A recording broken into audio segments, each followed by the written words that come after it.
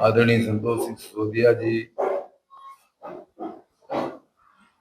हमारे वरिष्ठ सहयोगी और युवा संभाग मीडिया का काम जिन्होंने देखा है, हमारे योगेंद्र जी, भाई जयप्रकाश जी, विपिन जी और पत्रकार साथियों, 2013 में भारत का बजट 16.65 लाख करोड़ का प्रस्तुत किया गया था।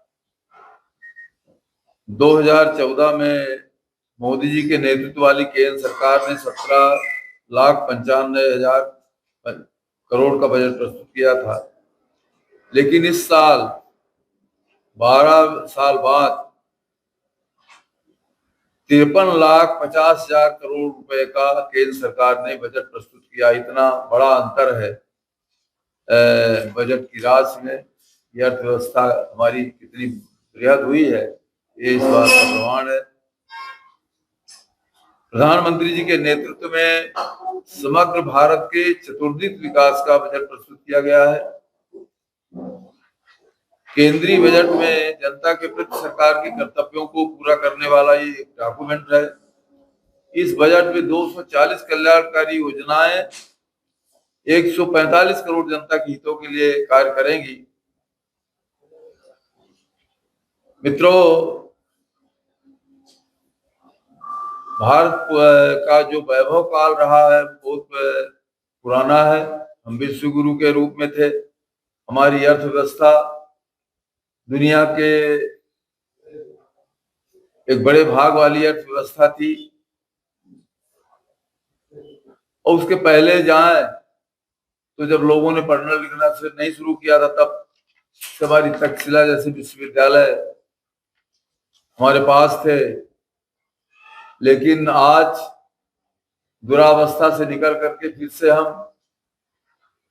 तेजी से आगे बढ़ रहे हैं। चाहे वो योग को अंतर्राष्ट्रीय दिवस के रूप में मान्यता हो, या चाहे आज हम चौथी बड़ी दुनिया की सबसे बड़ी अर्थव्यवस्था हो, और बहुत जल्द ही मोदी जी के नेतृत्व में तीसरी सबसे बड़ी आर्थिक अर्थव्यवस्था बनने जा रहे हैं। आज हमारा मुकाबला दुनिया के संपन्न राष्ट्रों से है, जबकि अमेरिका को देखिए तो उसके पास बहुत बड़ा भूभाग है, हमारे पास उससे बहुत छोटा भाग है। इसके बावजूद भी आज हमारा मुकाबला इस तरह की अर्थव्यवस्थाओं से है। हमारा इस वर्ष का बजट सतत आर्थिक विकास को जन सरोकारों से, जन अपेक्षाओं से जोड़कर उन्हें पूरा करने वाला है। इस बजट से भिन्न भिन्न क्षेत्रों में रोजगार के अवसरों को सृजित करने का काम कर लोगों की अपेक्षाओं को पूरा कर देश को सशक्त बनाने के लिए किया गया है। मोदी जी ने इस देश में केवल 4 जातियां बताई हैं: गरीबी, युवा, नारी शक्ति और अन्नदाता। मध्यम वर्ग और उद्यमियों तथा हर वर्ग के कल्याण और सशक्तिकरण के लिए इस बजट में प्रावधान किया गया है। इस बजट में 3 कर्तव्यों आर्थिक विकास, जन आकांक्षाओं की पूर्ति और सबका साथ सबका विकास की परिकल्पना के साथ रिफॉर्म परफॉर्म ट्रांसफॉर्म के रूप में लक्षित किया गया है। राजकोषीय घाटा 4.5% से घटाकर 4.3% तक लाने का प्रयास है।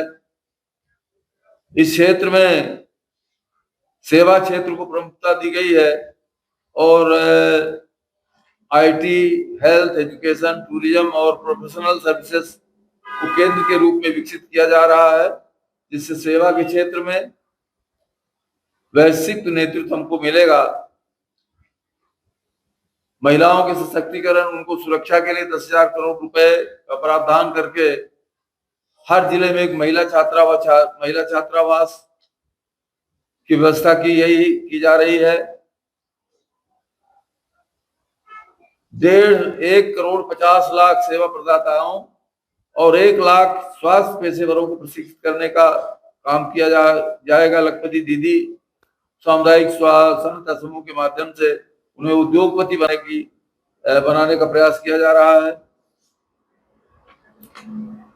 इस बजट की सबसे बड़ी विशेषता है सिटी इकोनॉमिक रीजन बनाने का, जिससे शहरी क्षेत्रों में नियोजित आर्थिक विकास हो, औद्योगिक व्यवसायिक क्लस्टरिंग और आधुनिक अधोसंरचना के निर्माण का प्रावधान किया गया है।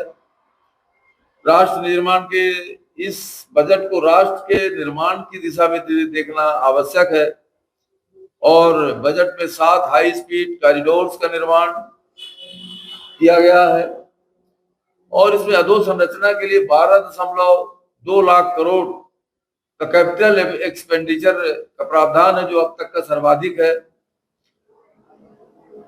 आज देश रिफॉर्म एक्सप्रेस पर सवार है और उस बजट उसका इंजन है। इस बजट का तात्कालिक प्रभाव तो पड़ेगा ही, लेकिन इसका जो दीर्घगामी प्रभाव 10-12 वर्षों बाद दिखेगा कि ये बजट का जो इसकी नींव है वो आर्थिक विकास और सशक्त भारत की नींव है।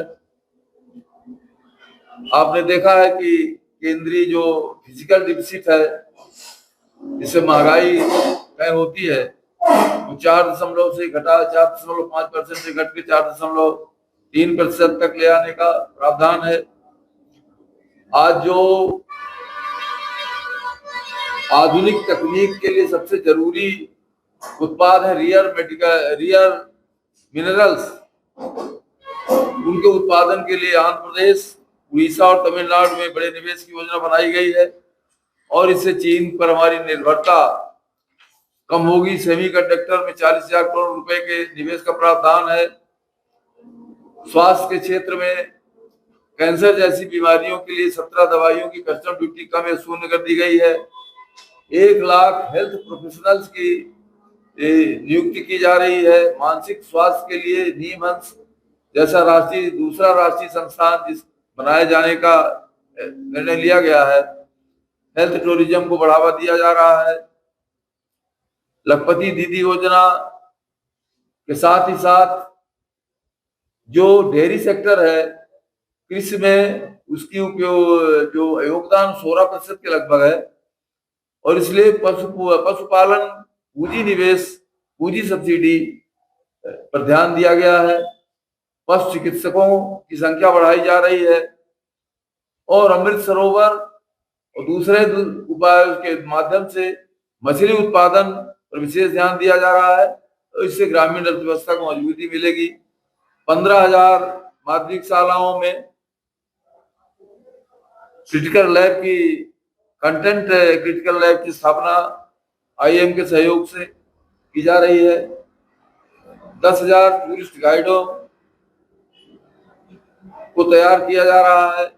खेलो इंडिया के माध्यम को प्रोत्साहन देने की घोषणा की गई है। क्रिएटर लैब युवाओं को रोजगार देने में बहुत बड़ी भूमिका निभाएगा और इसके साथ ही जो रक्षा की चुनौतियां हैं हमारे देश में, देश का बजट जो है वो 15% की वृद्धि की गई है। छूटे खादी को, हथकरघा शिल्प और हस्तशिल्प को महात्मा गांधी ग्राम स्वराज की परिकल्पना के आधार पर बढ़ोतरी की इनको बजट में प्रमुखता दी गई है। इसके साथ ही साथ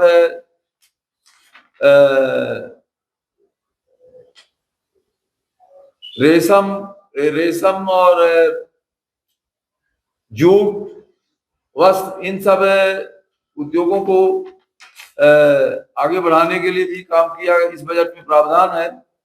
और इस ढंग से देखें तो मत्स्य पालन, मछली पालन, पूंजी सब्सिडी, पशु चिकित्सकों की नियुक्ति, जनरक्षक दवाओं की कस्टम ड्यूटी की शून्यता, महिलाओं को सशक्तिकरण, ये सारे प्रश्नों को देख करके और इंफ्रास्ट्रक्चर पर जो हम खर्च कर रहे हैं वो निश्चित रूप से ये बजट इस देश के कायाकल्प के लिए और 1947 में विकसित स्वराष्ट्र की कल्पना जो प्रधानमंत्री जी ने की है उसके परिप्रेक्ष्य में एक महत्वपूर्ण और सशक्त नींव रखने वाला ये बजट है। युवाओं को इस नए बजट में क्या है? युवाओं को नए प्रोफेशनल तैयार होंगे, सेवा के क्षेत्र में नर्सेज की तैयारी की, नर्सों को तैयार किया जाएगा। पढ़ाई के लिए शुल्क में कमी की गई है। तो ये जो कुल मिलाकर के जो वातावरण बना है, इंफ्रास्ट्रक्चर जो तैयार होगा, वो युवाओं में उनमें भर्ती होगी। जो क्रिएटिव लैब जो तैयार किए जा रहे हैं, इनमें युवाओं को, युवा ही इसमें क्रिएटर बनेंगे। तो युवाओं के लिए तो समर्पित है पूरा। माननीय सांसद महोदय जी, किसानों के लिए नया बजट में क्या ऐसी चीज आई है जिससे किसानों का हित हो? किसानों के लिए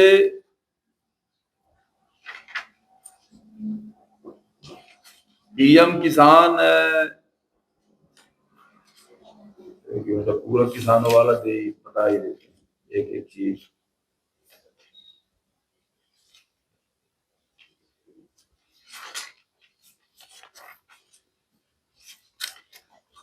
किसानों के लिए भारत विस्तार नामक एक टूल तैयार किया गया, एआई टूल। उससे कृषि प्रणालियों से जुड़ी तकनीक जोड़ी जाएगी। नारियल, चंदन, कोको जैसी फसलों को विशेष सहायता दी जाएगी। 2030 तक भारतीय काजू और कोको को प्रीमियम वैश्विक ब्रांड बनाने का लक्ष्य रखा गया है। सहकारी संस्थाओं को पशु चारे और बिनौलों की आपूर्ति पर कटौती का लाभ देकर मजबूत की गई है। रेशम, ऊन और जूट जैसे प्राकृतिक फाइबर में आत्मनिर्भरता के लक्ष्य को प्राप्त करने के लिए राष्ट्रीय फाइबर योजना शुरू की गई है। पशुपालन सहायता, पशुपालन पूंजी सब्सिडी योजना के तहत पशुपालन केवल सहायक गतिविधि नहीं रह गई है, बल्कि वो किसानों की कुल आय का 16% है। और इसलिए इसमें हम पशु चिकित्सकों की भर्ती कर रहे हैं, पशुपालन की को प्राथमिकता दे रहे हैं और उनमें पूंजी सब्सिडी का प्रावधान किया गया है। मछली पालन के क्षेत्र में बहुत व्यापक योजना तैयार की गई है। 5000 नए जलाशय तैयार करके और अमृत सरोवरों का निर्माण करके मछली पालन को बढ़ावा दिया जा रहा है। इस तरह से कृषि के क्षेत्र में जो अभी तक उपेक्षित क्षेत्र थे और नारियल के वृक्ष जो पुराने पड़ गए थे, अनुत्पादक हो गए थे, नए वृक्ष नहीं लगाए जा रहे थे, अब ये जो नई बजट में जो नए प्रावधान किए गए हैं उनमें नए वृक्ष लगा करके, और नारियल जिसे हम निर्यात करते थे आज स्थिरता की स्थिति में आ गया था। यही हाथ कोको की थी, काजू का है। तो इन सब चीजों को, मछली की यही स्थिति है। तो इन्हें पशु, आज हमारे पास डॉक्टर नहीं है, पशु पालन तो हम बढ़ा रहे हैं, लेकिन पशु चिकित्सक नहीं है, तो उन्हें हम बढ़ा रहे हैं। और ITI के माध्यम से, तकनीक के माध्यम से, कहाँ पानी की कमी है, कहाँ खाद की कमी है, मौसम कैसा आने वाला है, उन सबको समग्र दृष्टि हमने किसको समाहित किया है, समग्रता के साथ इसमें किसको सम्मिलित किया गया। आप सबको बहुत बहुत धन्यवाद।